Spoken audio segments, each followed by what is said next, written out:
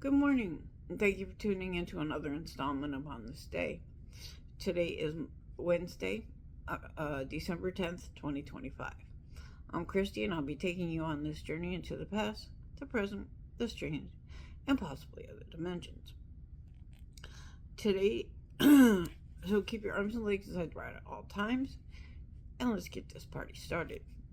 Today in 1967, tragedy struck when Otis Redding, 26 years old, soul star Otis Redding, and nearly every member of his young backing band were killed in a plane crash.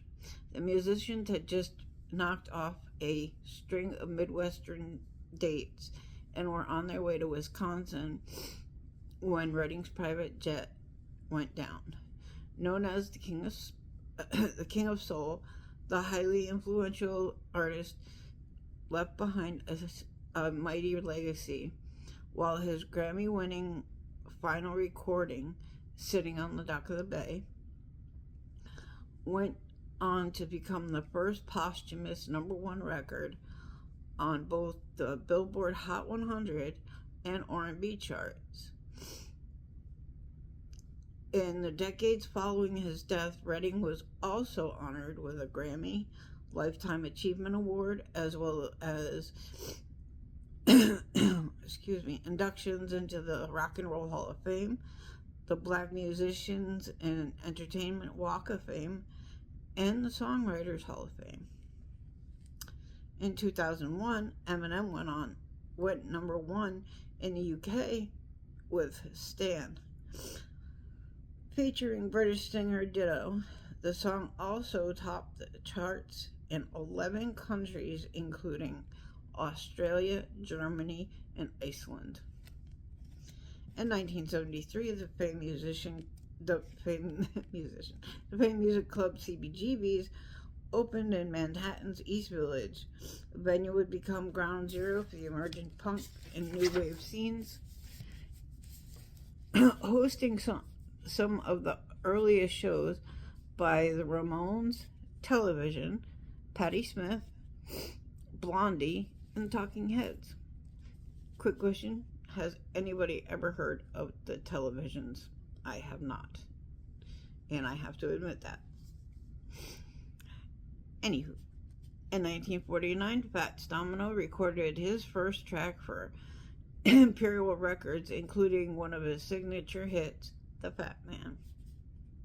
In 1967, 18-year-old David Bowie recorded Can't Help Thinking About Me. It was his first song under the moniker David Bowie, after previously releasing singles as Davy Jones. And if you go back a few days to installments, you'll see why he went to David Bowie. Not going to do your homework for you. In 1983, Paul McCartney and Michael Jackson began a 6-week run at the top of the Billboard Hot 100 with their collaborative hit, Say, Say, Say. 1975, ABBA released Fernando.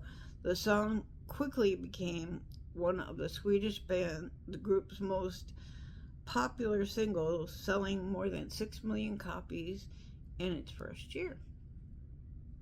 Lastly, in 2007, Led Zeppelin reunited after 19 years to perform at the Ahmet Ertegun tribute concert in London. Now, let's get funky with factoids.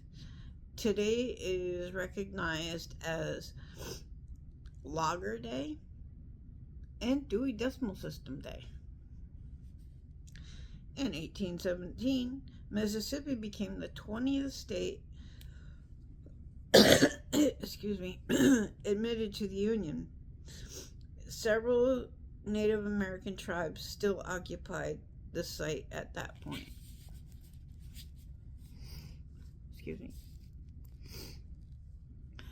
In 2016, Bob Dylan was awarded the Nobel Prize in Literature for his contributions in songwriting. This was the first time the prestigious prize was given to a musician, recognizing Dylan's poetic lyricisms and his cultural impact over the decades. In 2005, Cristina Fernandez was sworn in as Argentina's first elected female president. I think we need to start taking tips from Argentina. Anywho, that's my problem. In 2001, the first lady, the first Lord of the Rings film installment, The Fellowship of the Ring, directed by Peter Jackson, premiered in London. In 1968, one of the biggest heists in Japan occurred. Almost 3 million yen was stolen and transported by a man dressed as a police officer. An investigation went on for 7 years with no arrests. In 1988, the thief was released of any legal liability, giving him a chance to tell his story without the legal repercussions. However, no one ever came forward. In 1958, Winston Churchill was awarded the Nobel Prize in Literature. Now, on to trivia. First. In what country did the Sepoy Mutiny occur? Answer: India. Question: which country did Idi Amin invade in 1979? Answer: Tanzania. And finally, in what year was Queen Elizabeth I born? Answer: 1533. On to birthdays. In 1941, Chad Stewart.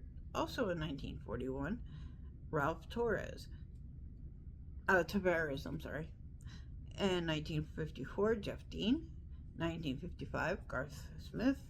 1965, Jay Mascis. 1972, Brian Molko. In 1974, Meg White. If it was your birthday today, happy birthday to you.